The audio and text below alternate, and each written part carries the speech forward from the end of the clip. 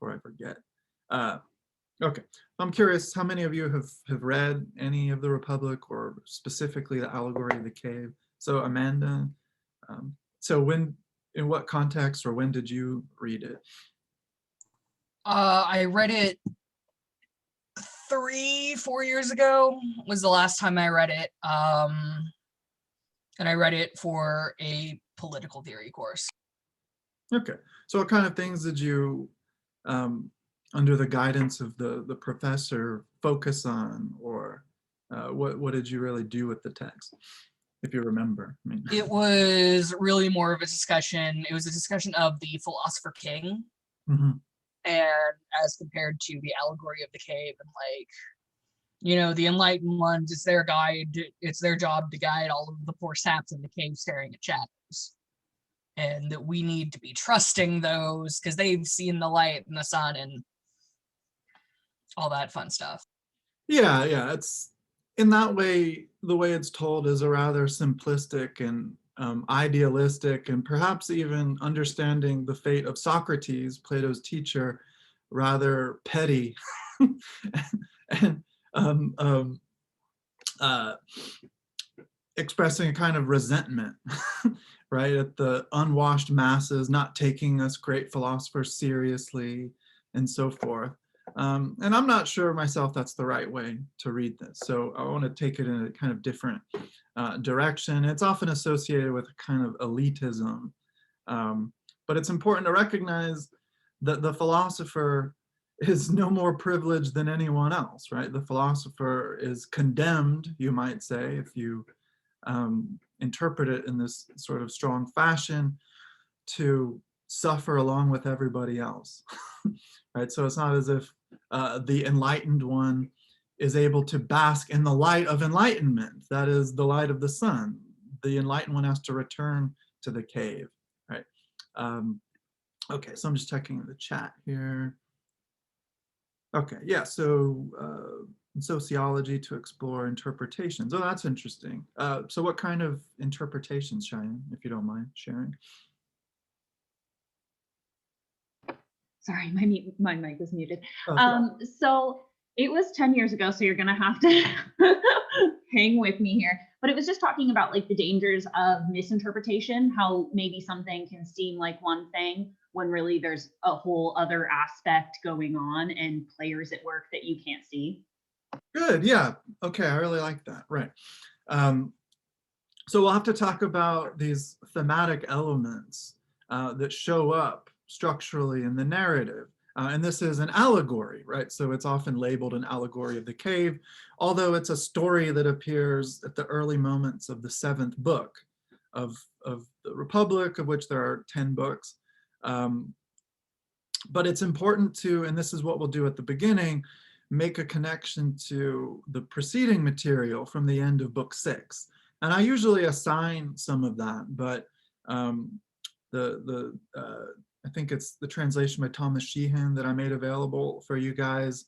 I think that's a really helpful translation of the Greek, and it's available for free as this PDF I found of the Allegory of the Cave. And there's nothing comparable to give you for book 6. And the discussion that I'd like to focus on appears rather abruptly when it's decontextualized. So in the past, when I've assigned elements of book 6 before book 7, it's been really confusing. So instead, I thought we can just kind of discuss this important preliminary material before getting into the allegory. And the allegory in Thomas Sheehan's translation in particular is rather short. So I thought perhaps we can take some time to walk through the various steps of the allegory together and to clarify the important moments. Okay, so there's a whole lot to do with this allegory, as you might expect. We can use it metaphysically to understand the Platonic conception of reality as such, which puts us in a place to countenance this sort of Platonic dualism, which is something that can perhaps approximate or mirror in significant respects the dualism that we have examined through Descartes. But we can also look at it as an allegory for articulating education and not simply education as we understand it now as an institutional context for civilization or society, but education as one's spiritual undertaking. So in that way, we can put the allegory and really the whole book of the Republic alongside other spiritual traditions beyond the Western tradition itself. So we can also talk about it through the lens of political science or sociology, as and we made this connection early on in the Apology too, where Socrates was antagonistic in the courtroom to the individuals he recognized, I think accurately, as the pretenders to wisdom. So those who would use rhetorical strategies and other points of their grip on power to solidify that power and to push their own agendas. And someone like Socrates would say, well, the only legitimate way in which you can possess and wield and pursue power is if you have that grounded or anchored in an adequate understanding of the good or the just. But it's clear through the dialectical engagements with these individuals that they have an incredibly impoverished understanding of the good and the just. And so for that reason, they have no business running the state. And so we can leverage that sort of sociological or political scientific interpretation as well in the context of the cave, especially looking at the guardians or the enlightened ones who would be, as Amanda was talking about earlier, the philosopher kings, right? But it's important to note, and this is why I challenge much of the political scientific application of this dialogue, is because it's problematically perceived in those kinds of situations as an operative, so a helpful, operative, even if ideal model for articulating the best sort of state or political organization. So the Kallipolis is what the city is called in this discussion, the beautiful city, the perfect city. And this is, I think, criticized through this political scientific lens because of a number of deeply suspicious or problematic moments in this, which we don't find in this particular allegory or this passage, but the idea that children, for example, in the beautiful city, should at an early age be taken from their parents and ruled in common, and in some ways, women should be shared among the philosopher kings, although there is some, a little hint, at least, of a liberatory feminist perspective to be found in Plato, much stronger of a hint than is located in Aristotle, by the way. So Plato thinks that, you know, women are just as capable of developing a rational intellect as men, so they shouldn't be prevented from ruling a state. Aristotle would vociferously disagree in his Politics and say, no, by their very constitution, women are inferior intellectually, so they should be ruled, and their proper place is in the home, right? So Plato, before Aristotle, is a little more radical, a little more inclusive, you might say, in his Politics. But there is, of course, a degree of sexism involved.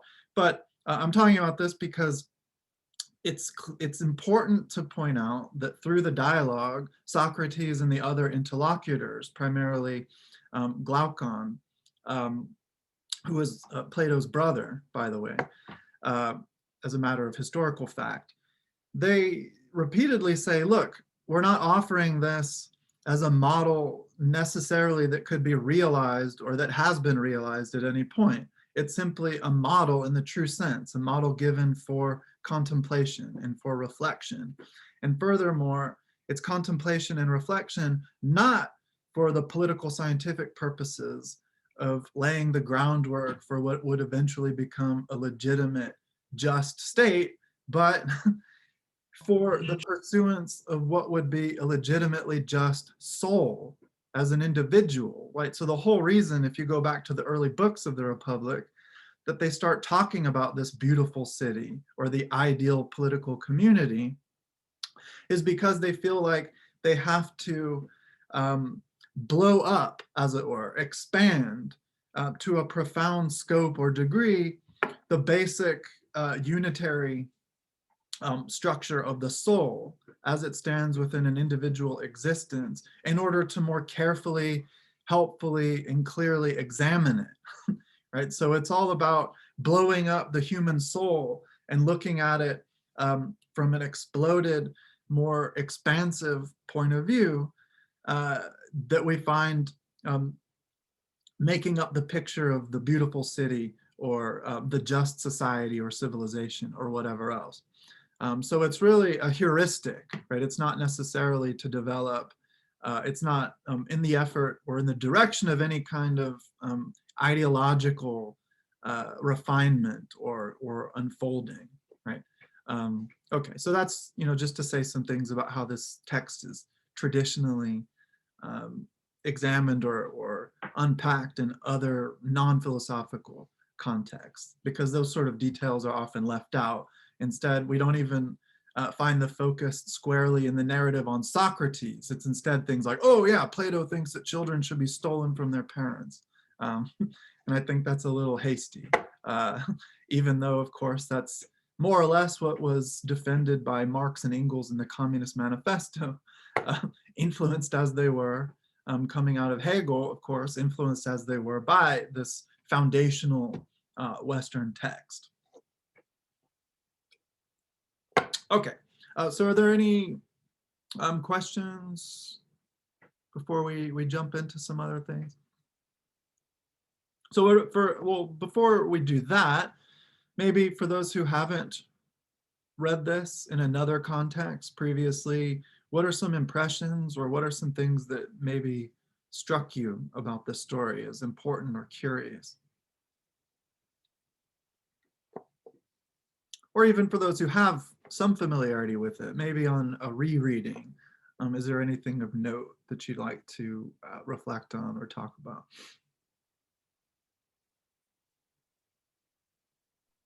Near the, well, actually at the very end, I believe, of the reading, when the prisoner that was released came back to go save the others, and how they got murdered simply because the other prisoners did not want to leave what's so familiar to themselves. That was a real shocker for me. I had to reread just to make sure I got it right.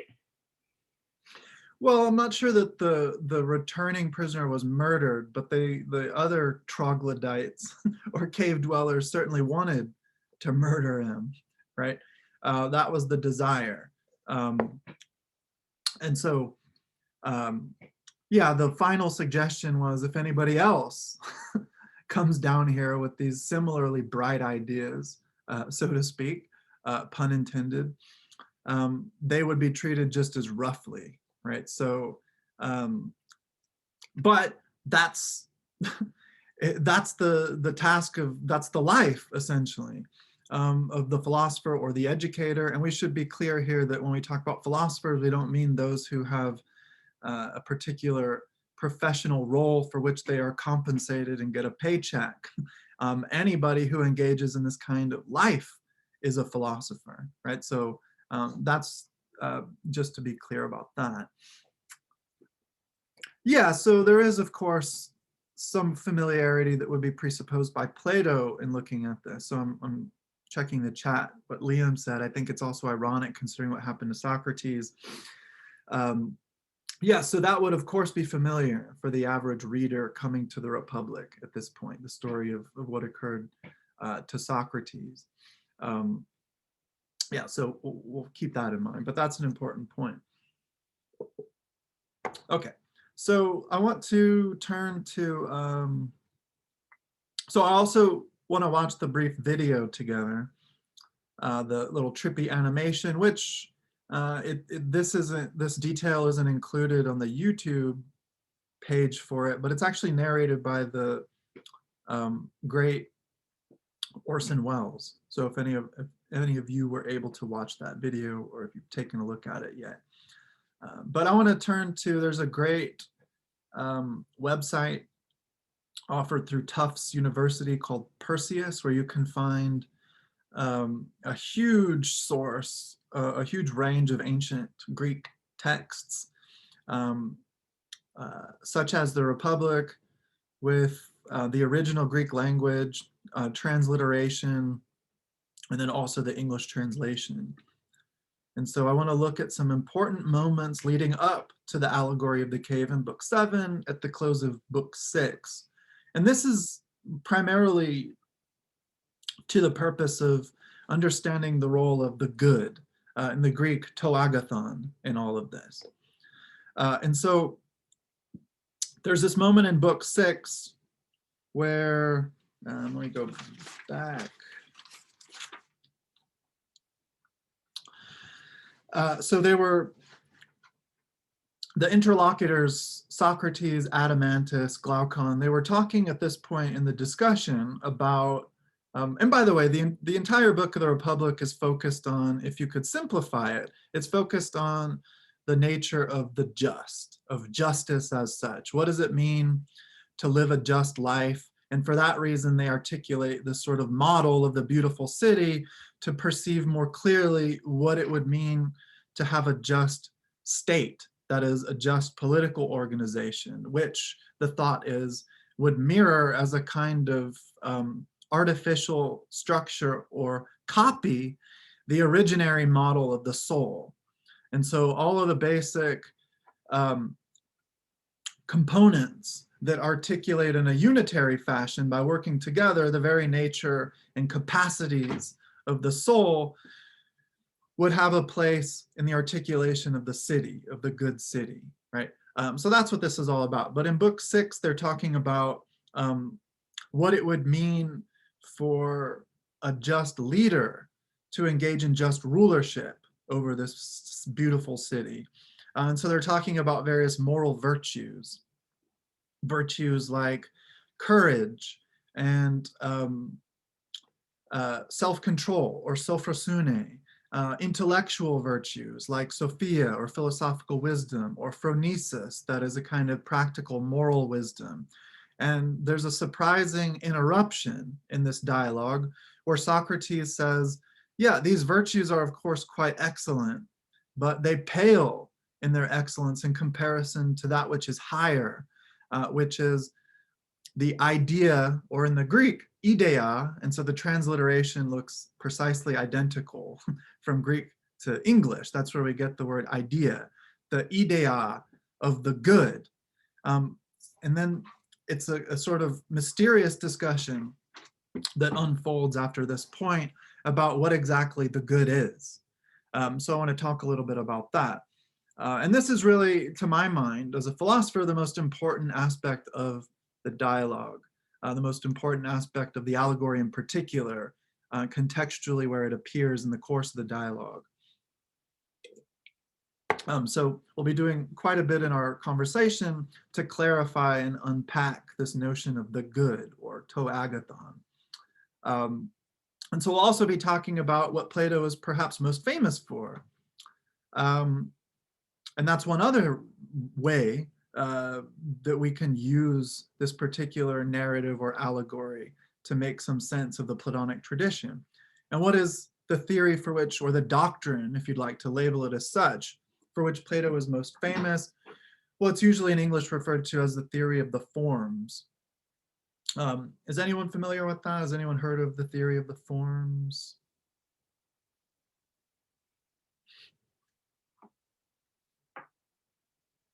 And the word form, as it's used here, is translated from the Greek eidos. And there are still vestiges of that Greek inheritance in our existing words in English.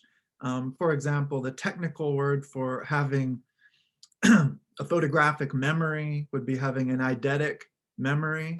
So if one has an eidetic memory, that means you can just look at something. For example, the words on this page, and because you envision a kind of pattern which your memory is able to perfectly render as a copy and retain, you would be able to verbatim just sort of speak out exactly what you saw on the page. So that means that you have captured the form, shape, or pattern, the eidos of what we see here. And so eidos, like ideia, and they're occasionally, depending on the context, interchangeable, but sometimes used with a significant distinction in mind.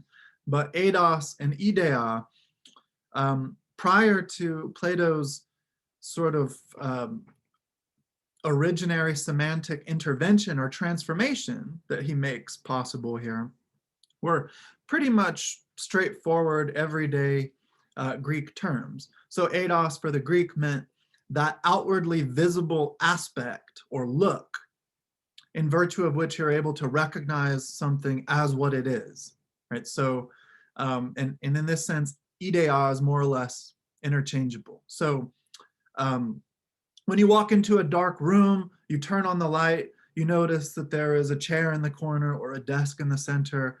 The moment that you make that observation or recognition, the moment that implicitly you think, oh, there's a chair, there's a table, you have somehow apprehended the eidos of the chair and the table.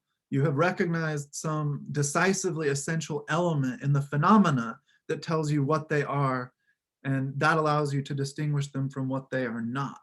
Or if you're walking down the street, you notice what appears to be in the distance a human figure approaching you, and as they near, you notice, oh, that's my friend Meredith or something, whoever your friend might be. Well, at that point, however it's possible, you have apprehended the unique eidos by which Meredith presents herself as Meredith and not as Josie or Maria or Samuel or whoever else, right?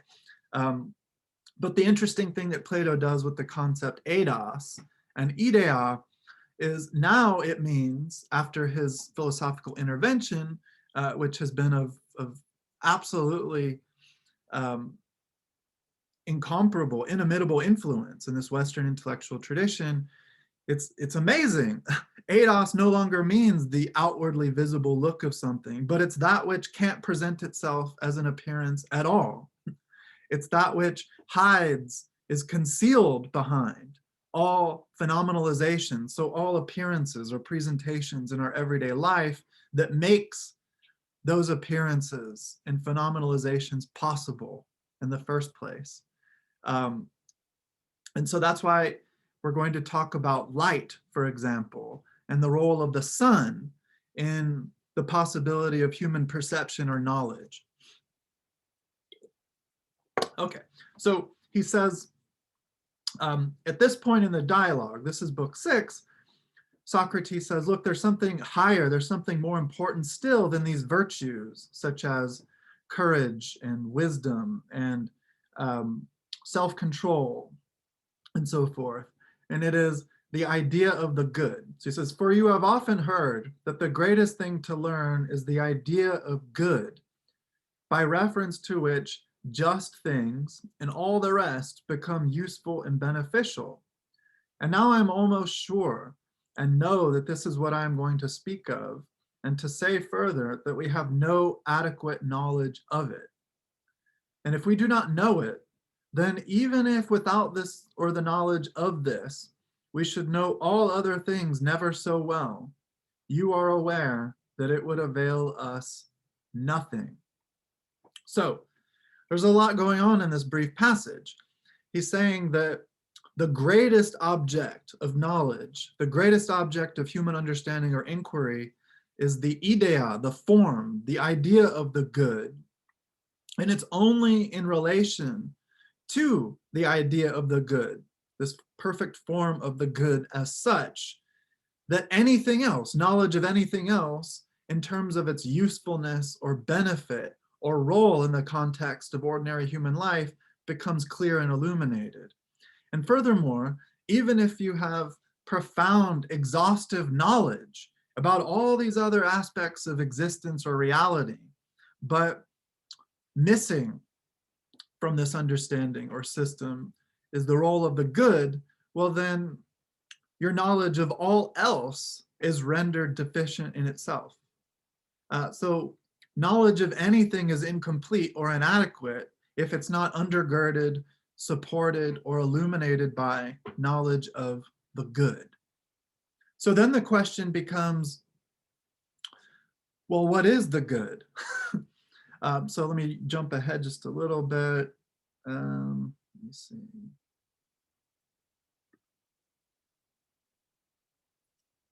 Yeah. So no possession either is of any avail without the possession of the good? Or do you think there is any profit in possessing everything except that which is good, or in understanding all things else apart from the good, while understanding and knowing nothing that is fair and good? Okay. So then the question is, well, what is the good? Some think that it's pleasure. And so when we're talking about the good, to agathon, so with the definite article, not this or that good as an example. So I think, for instance, the coffee I'm currently consuming is good. The sunlight that I perceive through the window is good. The fact that I have a job in the pandemic is good. So these are all instances of the good, and the adjective good itself, by which we characterize or qualify them, is dependent in a substantial sense on the originary noun, that is the being of goodness, which is inexhaustible insofar as it exceeds any determinate measure of this or that exemplary good, of this or that example of good. So we've already kind of talked about this. So we're groping our way at this point towards this theory of the forms. But if you recall from many weeks ago at this point, our first engagement with Plato through Socrates' defense and the dialogue Apology, I mentioned narratively the preceding dialogue, the Euthyphro, where Socrates is approaching the court in Athens to hear the indictment. He encounters this sort of prophetic figure, Euthyphro, who himself is going to make an indictment, impossibly, Socrates thinks, because this is so shocking, against his own father for the high crime of murder. Euthyphro claims, as a kind of holy figure, someone who purports to possess some nature or knowledge of the nature of divinity, claims that this is in fact wholly pious and holy in itself. It's exactly what the gods demand, prosecution of wrongdoers. So Socrates asks him, well then, if you're poised to commit yourself to this, to put it mildly, controversial effort, this kind of provocative effort to most existing Athenian minds, that is this disrespectful action of prosecuting your own father, well then surely you must have perfect knowledge of what holiness or what piety is. So he asks him to explain the nature, that is to provide a logos or a definition of the holy or the pious. But all Euthyphro is able to do is give him examples of it. So he says, oh, well, the pious or the holy is what I'm doing right now, prosecuting my father. But Socrates says, you're giving me instances, that is, these frozen, momentary, disjointed snapshots of the bigger reality of the holy or the pious. But I want you to tell me what the pious or the holy is. I don't want you to tell me what qualities it has. So that would be like if you asked me what coffee is. If you're a space alien and you have never experienced the unique pleasures of coffee, well, what the hell is coffee? If I say, oh, it is the greatest thing that you can drink. Well, that gives you some clues as to what it is that I'm talking about, but it doesn't really tell you what this thing is. It gives you some sense of a property that I at least ascribe to it, that I think it's good, but of course, not everyone is a coffee drinker, so not everyone would agree to that characterization, right? So we don't need to talk about examples of the good, one of which would be pleasure, for instance. Some think that intelligence or knowledge is good. Well, it can't be pleasure. And why not? So if someone told you goodness in itself is pleasure, how might you criticize that explanation or interpretation? What is an objection that you could plausibly put forward in response to that? Pleasure is highly subjective. Yeah, and so say a little bit more about that. What's the implication if we recognize it as subjective, meaning I have a pleasure, you have a pleasure? Well, if I have a pleasure and you don't have a pleasure, we can't say that then they're both good. I guess that's what I'm trying to get at. Yeah, so if my pleasure is coffee, but you absolutely abhor it, then that means if pleasure is identical with good and displeasure or pain would be identical with the opposite of good, then that means somehow what is good is also bad. This is a contradiction, right? So if pleasure is identical with the good, but some pleasures are not enjoyed by everyone, well, then we might say that the same thing is both good and not good at the same time. Or we can also recognize that there are pleasures that are to be avoided or that should be avoided, at least in excess, right? So I might have used this example in this class before, I don't know, but I've been brought to understand that heroin is the greatest physical pleasure that one can enjoy. I've never tried it myself, but I've heard others who have speak of it in those terms. That doesn't mean, and even these individuals themselves would agree with this, that you should just spend all of your time high on heroin, right? That would be a bad thing to commit your life to, right? So pleasure, even though it shares in the good, it somehow reflects some significant, meaningful aspect of what we understand the good to be. We can't identify the good with pleasure for that reason. And then it could be knowledge. Well, is knowledge the good? Well, then we have to ask, knowledge of what? Of course, knowledge is important, but some points of knowledge or acts of knowledge or states of knowledge are more significant than others, right? So then we might say, well, knowledge of the good is the best. But where does that get us? You say, okay, knowledge of the good is the best, but the original question that motivated this inquiry is, what is the good? So then we would still ask, all right, knowledge of the good is the best, but what is the good of which we are now knowledgeable? We haven't gotten anywhere closer to a satisfying answer. Okay. So does that make sense so far? All right, so let's jump ahead. Wait.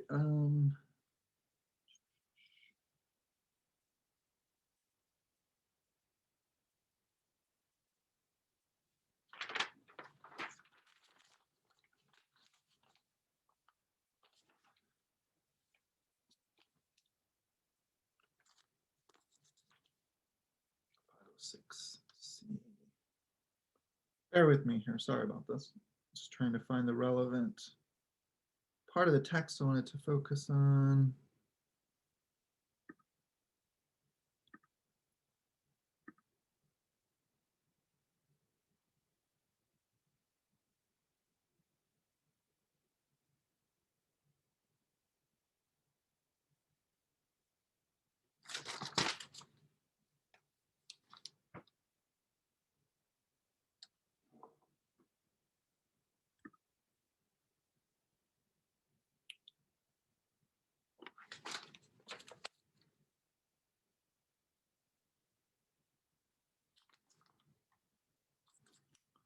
Okay.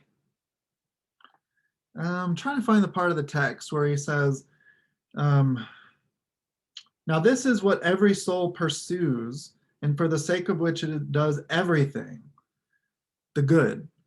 The soul divines that it is something, but is at a loss about it and unable to get a sufficient grasp of just what it is, or to have a stable trust such as it has about the rest.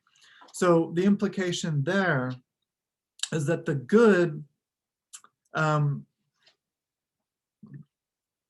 is what every soul desires. Everyone pursues the good. It's just that we have different interpretations of precisely the content of what we understand the good to be, or what we understand the good to entail. So the sense here is that the good is of decisive importance in influencing our basic orientation to reality, even though we don't have anywhere close to an explicit apprehension of what the good is. So the good shapes everything we understand and know, even if we don't have a direct understanding or knowledge for our part of what the good is in itself. So that means obliviously, for the most part, we are always already participating in the light opened up, the field of illumination opened up by the idea or the form of the good, even if the character of this light in itself remains for its part invisible to us. Right? So think of light, to use this specific aspect of the analogy or metaphor. So when you walk into a room that's initially dark, you turn on the light and you say, oh, there's a chair in the corner, or there's a desk. You notice the chair as chair, you notice the desk as desk, but you don't notice the light. It's only in virtue of the light's withdrawn or hidden presence, the invisible visibility, as it were, of the light as this kind of medium, that you are able to perceive the chair or the desk in their proper nature. That is, you're able to recognize them as what they are. But the light itself, making this recognition possible, withdraws behind it. It hides behind it. So that's kind of at this point how we're understanding the good. Okay.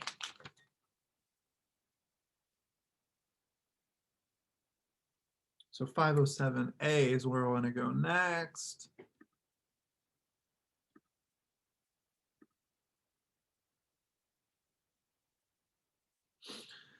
Okay, so let's see.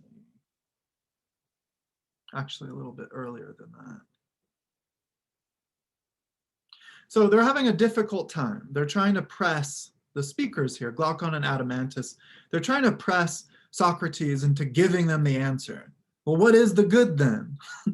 And he says, well, let's dismiss for the time being the nature of the good in itself. For to attain my present surmise of that seems a pitch above the impulse that my wings flight today. But of what seems to be the offspring of the good, and most nearly made in its likeness, I am willing to speak if you too wish it, and otherwise to let the matter drop.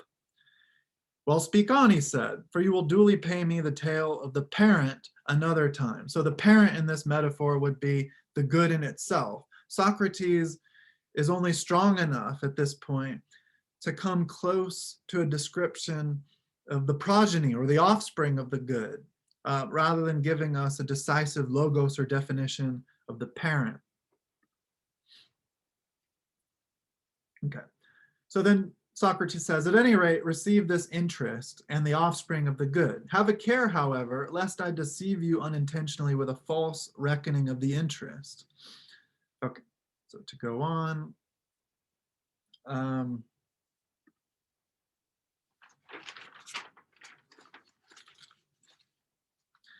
And here is the beginning of the discussion of the forms, ultimately, although it's not explicitly identified as such. So he says, we predicate to be or is, right? So we're talking, this is fundamental metaphysics at this point. What does it mean to be? What does it mean to exist? What does it mean for anything at all to be?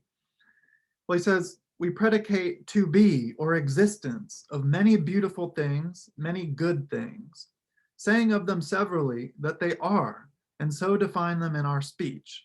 So this coffee is good. I'm using the copula, which is the grammatical term for that particular verb, which brings an object or the subject of a sentence into connection with a predicate, right? So I say the coffee cup is good. I'm predicating existence of it, but in a qualified way, because I'm giving it a quality or a property. So many good things, we say that they are, that they exist. And again, we speak of a self-beautiful. So that's a little confusing, the translation here. We speak of a beautiful in itself, and of a good that is only and merely good. So a good in itself, by itself, independently of any particular situation or representational context.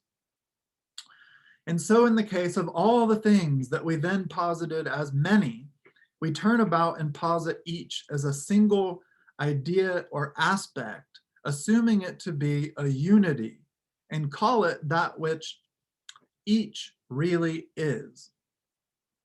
It is so. So what is going on here? Can anyone maybe with this mysterious passage try to explain the sense of Socrates' argument? So what is he gesturing towards here? What are these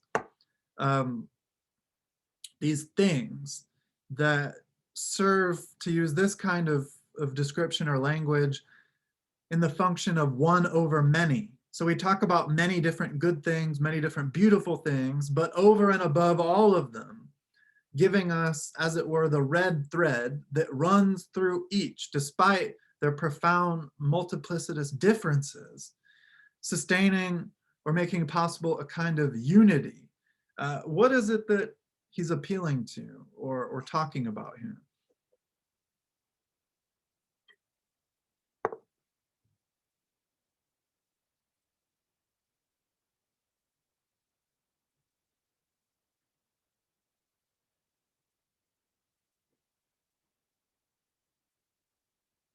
And if it's still too mysterious, that's okay. We can we can go on. I'm still confused on it.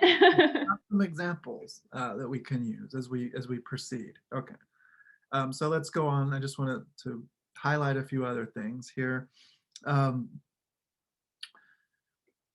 see. So these ideas, so we have the idea of goodness, we have the idea of beauty, we have the idea of justice, and then we have determinate examples or instances that manifest or instantiate these qualities in the course of our everyday experience. So again, this coffee is good, or the tree beyond my window is beautiful, right? So there is the perceptual fact of the object or entity before my experience that I am labeling in a way, but beyond this cup of coffee, I have a broader sense of goodness. Beyond that particular tree, in my perception of it, I have a broader conception or idea of beauty, right? So with which of the parts of ourselves, with which of our faculties then, do we see visible things, such as this coffee cup or the tree outside my window? With sight, he said. And do we not, I said, hear audibles with hearing and perceive all sensibles with other senses? Surely. Have you ever observed, said I, how much the greatest expenditure of the creator of the senses has lavished on the faculty of seeing and being seen? Why, no, I have not, he said. Well, look at this, or look at it thus. Do hearing and voice stand in need of another medium so that one may hear and the other be heard? In the absence of which third element, the one will not hear and the other not be heard. They need nothing, he said. Neither, I fancy, said I, do many others, not to say that none require anything of the sort. So to jump ahead. But do you not observe that vision, so I'll just highlight this. Do you not observe that vision and the visible do have this further need? Though vision may be in the eyes and its possessor may try to use it, and though color be present, yet without the presence of a third thing, specifically and naturally adapted to this purpose, you are aware that vision will see nothing, and the colors will remain invisible. What is this thing of which you speak? The thing, I said, that you call light. And he says, it is the bond that yokes together visibility, and the faculty of sight is more precious by no slight form, that which unites the other pairs, if light is not without honor. Okay, so what is he talking about? How is light this third term or this medium that's a necessary condition for the possibility of visual perception? So we were already talking about this earlier. I think that it's without light, you can't perceive. Like without light, you can't see color, you can't see figures, you can't see anything. Good. Right. So that's the example I used of walking into a room. You turn on a light, you see the chair, you see the lamp, you see the desk, but the light, which is the medium, the yoke, as it were, the point of connection, the kind of connective membrane that brings together your visual apparatus on the part of your subjectivity and the object out there occupying some region of space. It brings these together into a natural affinity, right? So without that third term of light, there would be no perception. That is to say, there would be no connection between one's being and the being of other objects in the course of experience. And so the important thing to note, though, is we don't immediately cognize in our perceptual engagement the presence of the light as an object, but rather the functionality of the light in this structure is to withdraw behind the objects which it alone makes possible in their presence. Right? So there would be no understanding of presence as such if it weren't for the work that light is doing in this basic kind of role of a medium. Right? Okay. And then, let's see. Oh, let me go back though. So which one can you name of the divinities in heaven as the author and cause of this, whose light makes our vision see best invisible things to be seen? Why, the one that you two and other people mean, he said, for your question evidently refers to the sun. Is not this then the relation of vision to that divinity? What? Neither vision itself nor its vehicle, which we call the eye, is identical with the sun. Why, no, but it is, I think, the most sun-like of all the instruments of sense, by far the most. And does it not receive the power which it possesses as an influx, as it were, dispensed from the sun? Certainly. Is it not also true that the sun is not vision, yet as being the cause thereof, is beheld by vision itself? So I prefer the translation of CDC Reeve that I have here.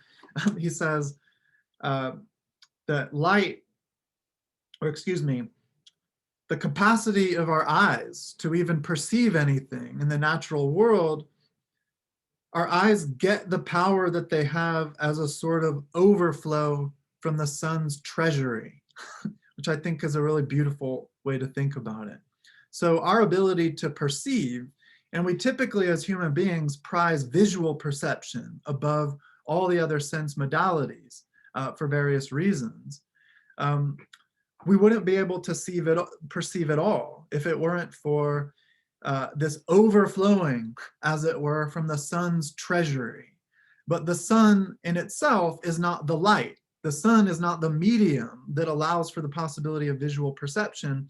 The sun is this sort of hidden, that is concealed originary power as a condition of possibility for the medium of illumination through which human perception is possible.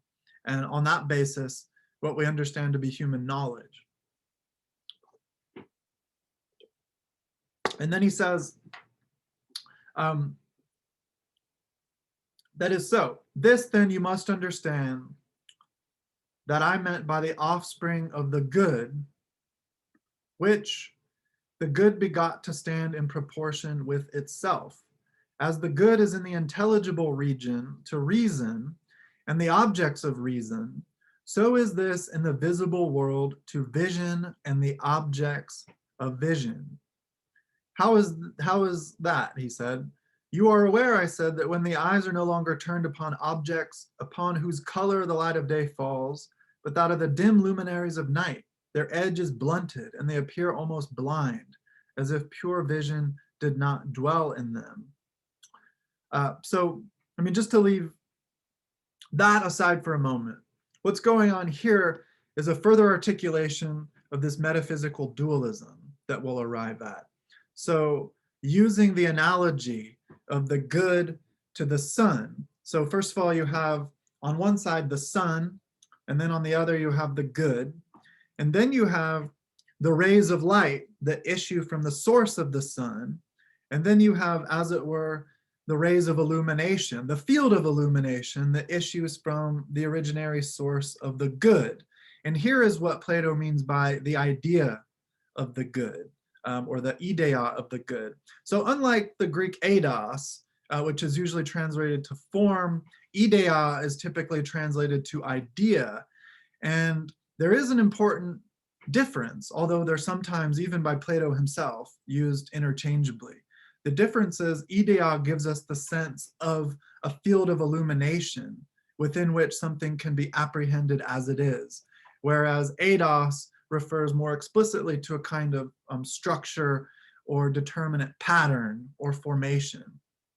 And so it's only because of the ideia, the sort of field of illumination made possible by the withdrawn source of the good itself, that we can come to know anything at all, that real knowledge is possible, that anything is intelligible.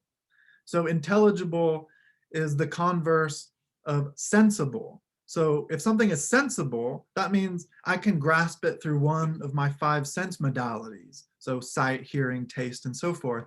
But if an object in its being is intelligible, then it can be apprehended only through the deployment of my intellectual faculties, not my perceptual ones.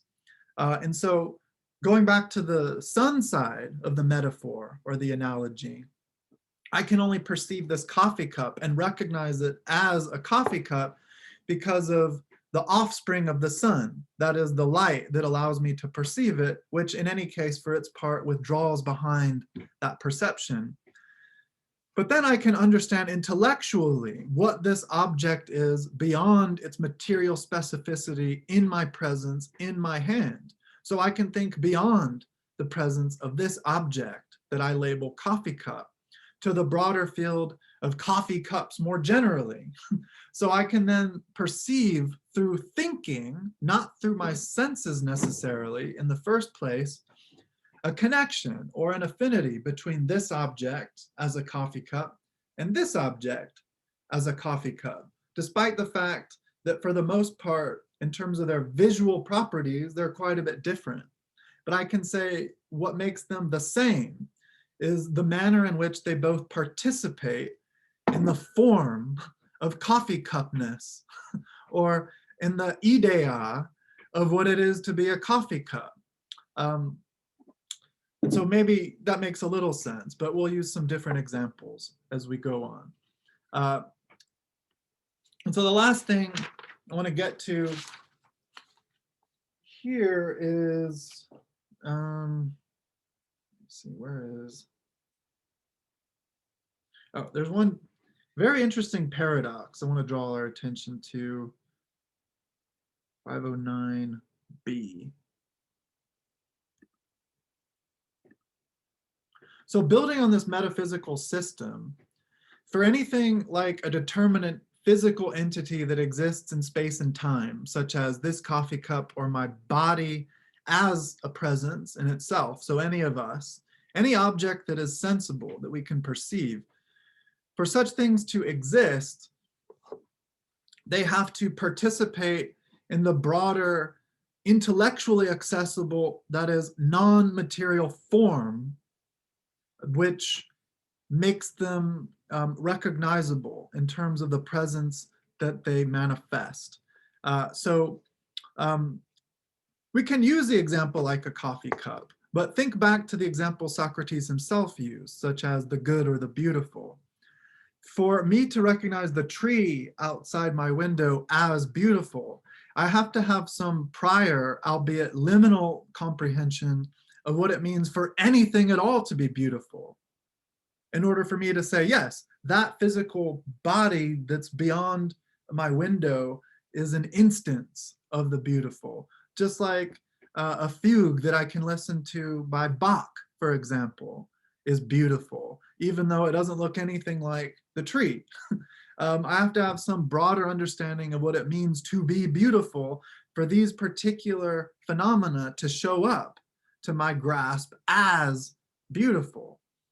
And so for anything to be at all what the entity in question is as it is, it has to participate in some eternal, unchanging form, only in virtue of which can we recognize objects of our experience, which are always mutable, changeable, given in this or that historical moment, this or that spatial or geographical context, and so forth.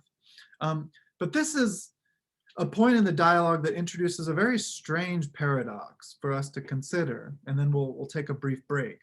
So let's see.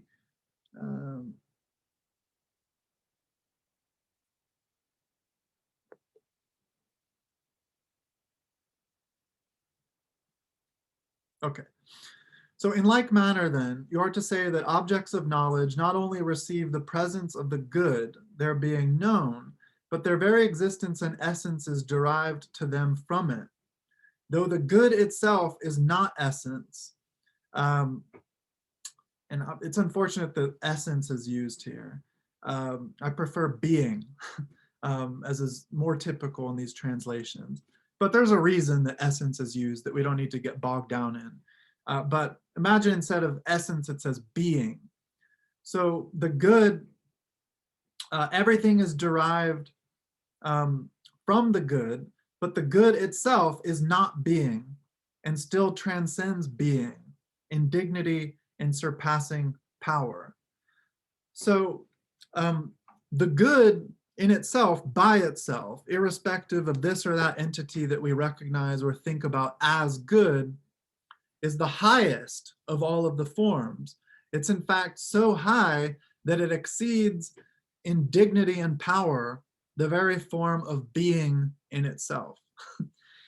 And the interlocutors here are thinking, well, this is crazy. Like, what the fuck are you talking about? Because what are the implications of that?